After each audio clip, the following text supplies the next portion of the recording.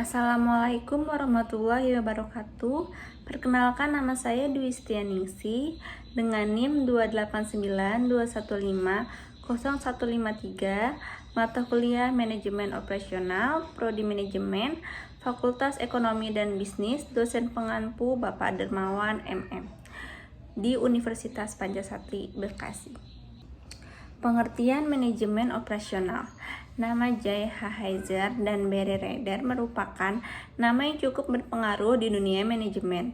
Jika kamu memasukkan kedua nama tersebut di search engine, muncul beberapa bukti terkait operasional manajemen. Kedua ahli tersebut memang mendalami topik manajemen operasional. Nah, menurut Heiser dan Rader, manajemen operasional adalah bentuk pengelolaan menyeluruh serta optimal pada aspek tenaga kerja, barang-barang atau mesin peralatan, dan bahan-bahan mentah atau faktor produksi lain yang bisa dijadikan produk barang dan jasa yang lazim diperdagangkan. Tujuan manajemen operasional. Penerapan operation manajemen ditujukan untuk mengatur penggunaan sumber daya yang dimiliki perusahaan. Sumber daya yang dimaksud terdiri dari bahan mentah untuk produk, tenaga kerja, alat produksi, serta perlengkapan lainnya. Harapannya, proses produksi bisa berlangsung efektif dan efisien berkat sistem operasional yang tepat. Ada 5 tujuan manajemen operasional, diantaranya yaitu untuk meningkatkan efektivitas dalam perusahaan atau productivity, untuk mengurangi biaya dalam kegiatan perusahaan atau ekonomi, untuk meningkatkan efisiensi dalam perusahaan atau efisiensi, untuk meningkatkan kualitas perusahaan atau quality, untuk mengurangi waktu proses produksi pada sebuah perusahaan, reduce processing time. Karakteristik manajemen operasional yang pertama, satu, ditujukan untuk memproduksi barang dan jasa. Yang kedua, terdapat kegiatan yang melibatkan proses transformasi. Dan yang ketiga, ada mekanisme kontrol pengoperasian. Fungsi manajemen operasional. Fungsi perencanaan. Sesuai namanya, tahap ini meliputi semua kegiatan awal, mulai dari penentuan barang atau jasa yang akan diproduksi hingga jadwal kampanye marketing. Fungsi perencanaan juga mencakup pengguna sumber daya serta fasilitas lain untuk menghasilkan suatu produk.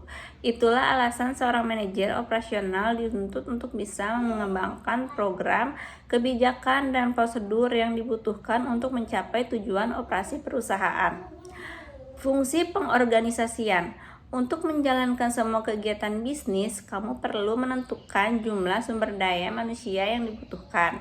Selain itu, kamu juga perlu menetapkan kapasitas atau skill set yang memenuhi kebutuhan bisnis. Dengan kata lain, seorang manajer operasional perlu membantu struktur individu, grup, atau divisi dalam sebuah sistem operasional. Tentu saja hal tersebut demi mencapai tujuan perusahaan. Fungsi penelah. Di dalam operasional manajemen perlu ada peninjauan setiap kegiatan operasi dan produksi. Maka dari itu, salah satu fungsinya adalah penelaah. Tahap ini meliputi semua kegiatan untuk memperoleh keterangan tentang setiap kegiatan operasi dan produksi. Fungsi pengawasan yang terakhir yaitu tetapi tidak kalah penting dalam fungsi yang lainnya. Fungsi pengawasan. Fungsi yang satu ini mencakup semua aktivitas yang bertujuan mengarahkan dan menjamin agar berbagai kegiatan yang telah dan sedang dikerjakan sesuai dengan perencanaan perusahaan. Manajemen operasional serta ruang lingkupnya. Operation management dapat berlaku di perusahaan yang menawarkan produk ataupun jasa. Berdasarkan sektor barang dan jasa, contoh manajemen operasional bisa dilihat di bawah ini. Contoh operasional perusahaan penghasil barang antara lain pertanian, manufaktur, perkebunan, perikanan, pertambangan, konstruksi, otomotif, perumahan, pabrik, pembuatan produk barang, serta industri berat atau ringan. Sementara itu, contoh kegiatan operation manajemen dalam perusahaan jasa, misalnya pendidikan, hukum, perbankan, asuransi, kesehatan, layanan masyarakat, transportasi, perdagangan, hiburan, administrasi, real estate, jasa profesional, dan jasa reparasi.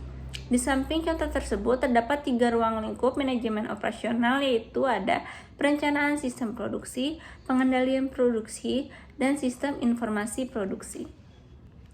Contoh aktivitas nyata perusahaan susu sapi. Saat ini sangat banyak sekali kasus-kasus tentang gizi buruk di negeri kita. Daerah-daerah yang terpencil dan masih jauh dari jangkauan pemerintah sangat banyak yang mengalami kasus tersebut. Untuk itu, kami ingin memberikan suatu inovasi baru tentang pembuatan susu segar yang salah satunya adalah upaya untuk pencegahan dan pengurangan adanya kasus gizi buruk. Kami memiliki ide ini karena terbukti bahwa kebutuhan gizi Indonesia masih kurang terbukti dengan adanya kasus-kasus gizi buruk di Indonesia. Kami beranggapan bahwa langkah ini sangat tepat untuk sebuah pengembangan usaha kami dengan menawarkan produk yang baik dan dengan harga yang sangat terjangkau untuk mendapatkan suatu simbiosis mutualisme di dalam usaha industri peternakan. Kita dapat memiliki beberapa manfaat lain, yaitu penggunaan kotoran sapi yang nantinya digunakan untuk pupuk kompas sebagai bahan industri tanaman hortikultural, di mana tanah yang digunakan menggunakan campuran kotoran sapi sebagai pupuk alami yang tidak merusak kandungan unsur hara dari tanah. Perencanaan, produksi pupuk kompos, dan produksi susu sapi segar atau strategi. 1. Pembelian sapi dengan harga miring dan memilih sapi yang terbaik dengan harga yang murah. 2. Memberikan harga yang sesuai bagi masyarakat. 3. Memberikan pelayanan yang terbaik kepada masyarakat. 4. Pembuatan pupuk kompas dapat memanfaatkan limbah kotoran peternakan sapi. 5. Pemasaran kepada produk hidroponik dan hortikultural sebagai perusahaan yang sangat membutuhkan pupuk kompas. 6. Penyuluhan terhadap petani untuk menggunakan bahan alami sehingga tidak merusak tanah dengan adanya bahan kimia. 7. Menjual produk dengan cara bersaing.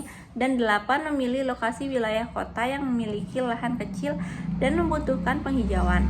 9. Mencari bahan dengan peternakan sapi dari masyarakat. Kebijaksanaan. 1. Mencari sapi perah yang terbaik dengan produksi susu yang terbaik. 2. Memilih tempat yang jauh dari permukiman agar tidak mengganggu masyarakat. 3. Memberikan harga yang sesuai dengan produk yang tersedia. 4. Mempromosikan dengan penyuluhan terhadap masyarakat tentang pentingnya produk tanaman organik yang dimana produk lebih laku untuk menuju pasar internasional. Program kerja. 1. Mengumpulkan anggota untuk mempersiapkan pendirian badan usaha. Yang kedua, merekrut dan mempersiapkan susunan organisasi dan pemilihan pengurusan. 3. Mempersiapkan tugas yang dilakukan untuk pendirian badan usaha dan setoran awal sebagai modal awal perusahaan. 4. Mempersiapkan surat-surat dan izin pendirian badan usaha. 5. Mendirikan peternakan sapi perah untuk mendapatkan bahan baku susu dan pupuk kompas. 6. Membeli mesin untuk pengelolaan susu sapi dengan pengelolaan pupuk kompas. Sekian presentasi dari saya mengenai manajemen operasional. Mohon maaf bila banyak kurangnya. Wassalamualaikum warahmatullahi wabarakatuh.